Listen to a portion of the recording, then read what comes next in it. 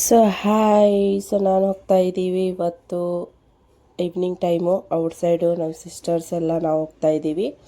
So ಇನ್ನೂ 2 ಪಾಪುಗೆ ಮನೇಲಿ ಬಿಟ್ಟಿದ್ದೀವಿ. ನನ್ನ ಮಗನಿಗೆ, ನನ್ನ ತಂಗಿ ಮಗನಿಗೆ, ಇವನಿಗೊಬ್ಬನಿಗೆ ಕರ್ಕೊಂಡು ಹೋಗ್ತಾ ಇದ್ದೀವಿ. ಬಿಕಾಸ್ ಇವನಿಗೆ ಗೊತ್ತಾಗುತ್ತೆ ನಾವು ಹೋಗೋದೆಲ್ಲ. ಸೊ ದಾಸರಳ್ಳಿಯಲ್ಲಿ ನೋಡಿ ಎಷ್ಟು ಕ್ರೌಡ್ ಇದೆ.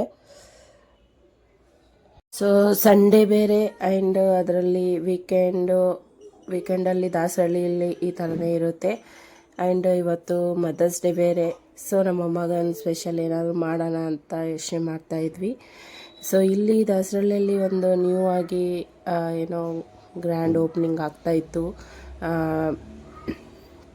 ಸೊ ಅಲ್ಲಿ ಇಷ್ಟೊಂದು ಸೌಂಡ್ ಇತ್ತು. ಅಲ್ಲಿ ಏನಾದರೂ ಪ್ರಾಡಕ್ಟ್ ತೊಗೋಬೇಕಂದ್ರೂ ಏನೂ ಕೇಳಿಸ್ತಾ ಇರಲಿಲ್ಲ. ಸೊ ನಮ್ಮ ತಂಗಿನಿಗೆ ಶಾಪಿಂಗ್ ಮಾಡೋದಿತ್ತು. ಸೊ ಅವಳಿಗೆ ಬಟ್ಟೆ ತೊಗೊಳ್ಳೋಣ ಅಂತ ಹೋದ್ವಿ.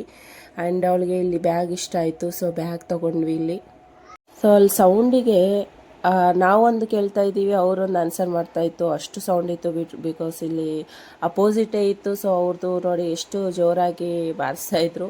ಸೊ ಅಲ್ಲಿ ಬ್ಯಾಗೆಲ್ಲ ತೊಗೊಂಡು ಆದ ತಕ್ಷಣ ನಾವು ಹೋದ್ವಿ ಪಾಪುಗಳಿಗೆ ಬಟ್ಟೆ ತೊಗೊಳಕ್ಕೆ. ಸೊ ನೋಡಿ ಇವಾಗ ಎಲ್ಲ ಪಾಪುಗಳು ಎದ್ದು ಬಂದಿದ್ದಾವೆ. ಬಿಕಾಸ್ ಮನೇಲಿ ಬಿಟ್ಟು ಬಂದಿದ್ದೀವಿ, ಅಳ್ತಾ ಇದ್ರು ಅಂತ ನಮ್ಮ ತಮ್ಮಂದಿರು ಎತ್ಕೊಂಡು ಬಂದಿದ್ದರು. ಸೊ ಅವ್ರಿಗೂ ಕೂಡ ಬಟ್ಟೆ ತೊಗೊಳ್ಳೋಣ ಅಂತ ತೊಗೊತಾ ಇದ್ದೀವಿ. ಸೊ ನೋಡಿ ಗರ್ಲ್ಸ್ಗಳಿಗೆ ನೋಡಿ ಗರ್ಲ್ಸ್ ಬೇಬಿಗೆ ಇಷ್ಟೊಂದು ಆಪ್ಷನ್ ಇದೆ. ಆ್ಯಂಡ್ ಬಾಯ್ಸ್ಗೆ ಏನೂ ಆಪ್ಷನ್ಸ್ ಇರಲ್ಲ, ಸೇಮ್ ಪ್ಯಾಟರ್ನೇ ತೊಗೊತಾ ಇರಬೇಕು.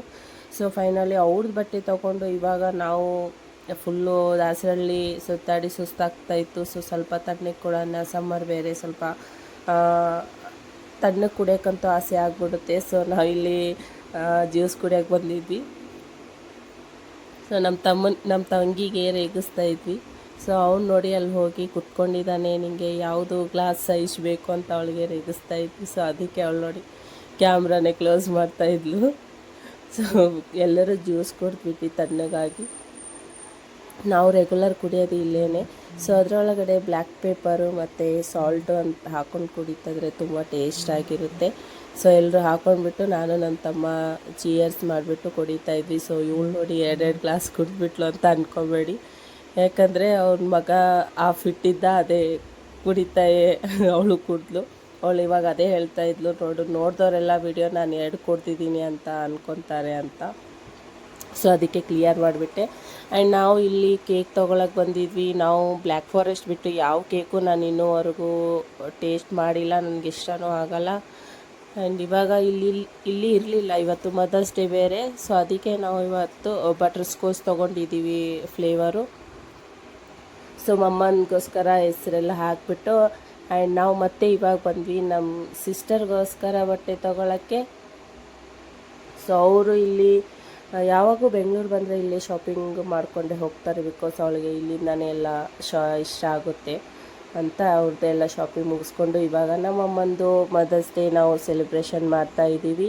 ಸೊ ಯಾರ್ಯಾರು ಯಾವ ಥರ ಮಾಡಿದ್ದೀರಾ ಅಂತ ಹೇಳಿ. ನಾವಂತೂ ಸಿಂಪಲಾಗಿ ಮಾಡಿದ್ದೀವಿ ನಮ್ಮಮ್ಮಗೋಸ್ಕರ. ಆದಷ್ಟು ನೀವು ಎಲ್ಲ ಹೇಗೆ ಮಾಡಿದ್ದೀರಾ ಅಂತ ನನ್ನ ಕಮೆಂಟ್ಸಲ್ಲಿ ಹೇಳಿ. ಇದು ಬಿಕಾಸ್ ಸಂಡೇ ಮದರ್ಸ್ ಡೇ ಇತ್ತು, ಇದು ಮಂಡೇ ಅಪ್ಲೋಡ್ ಆಗುತ್ತೆ. ಬಿಕಾಸ್ ನನಗೆ ಎಲ್ಲ ಎಡಿಟ್ ಎಲ್ಲ ಮಾಡೋಕ್ಕೆ ಟೈಮ್ ಸಿಗಲಿಲ್ಲ. ನೋಡಿ ಇವನು ಹ್ಯಾಪಿ ಬರ್ಡೇ ಅಂತ ಕೇಕ್ ಕಟ್ಟಿಂಗ್ ಮಾಡುವಾಗ ಹ್ಯಾಪಿ ಬರ್ಡೇ ಅಂತ ನಮ್ಮ ತಂಗಿ ಮಗ ಹಾಡ್ತಾ ಇದ್ದ. ಸೊ ಇದು ಒಂದು ಚಿಕ್ಕದಾಗಿ ನಮ್ಮಮ್ಮಗೋಸ್ಕರ.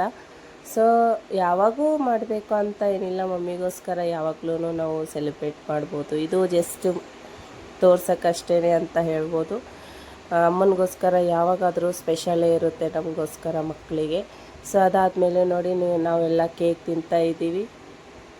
ಮಮ್ಮಿನಿಗೂ ಕೇಕ್ ತಿನ್ನಿಸ್ಬಿಟ್ಟು ಸೆಲೆಬ್ರೇಟ್ ಮಾಡಿಬಿಟ್ಟು. ಸೊ ನಾವು ನೋಡಿ ಇಷ್ಟು ಜನ ಇದ್ವಿ, ಇಲ್ಲಾದರೆ ಯಾವಾಗಲೂ ನಾವು 3-4 ಜನನೇ ಇರ್ತೀವಿ. ನಮ್ಮ ಸಿಸ್ಟರೆಲ್ಲ ಬಂದಿದ್ದಾರಂತ. ಸೊ ಈ ಮದರ್ಸ್ ಡೇ ತುಂಬ ಮಮ್ಮಿಗೆ ಸ್ಪೆಷಲ್ ಆಗಿತ್ತು. ಎಲ್ಲರೂ ಇದ್ದರು ಮನೆಯಲ್ಲಿ. ಎಲ್ಲರೂ ಜೊತೆ ಮಾಡೋದಕ್ಕಿಂತ ನಾವು 3 ಜನಗಿಂತ ನಾವು ಎಲ್ಲ ಫ್ಯಾಮ್ಲಿ ಇಷ್ಟು ಜನ ಇರೋದು ಬೇರೆ ಖುಷಿ ಬಿಡಿ. ಅದನ್ನು ಒಂದು ಲೆವೆಲ್ಗೆ ಹೇಳೋಕ್ಕಾಗಲ್ಲ, ಅಷ್ಟು ಚೆನ್ನಾಗಿರುತ್ತೆ. ಸೊ ಎಲ್ಲ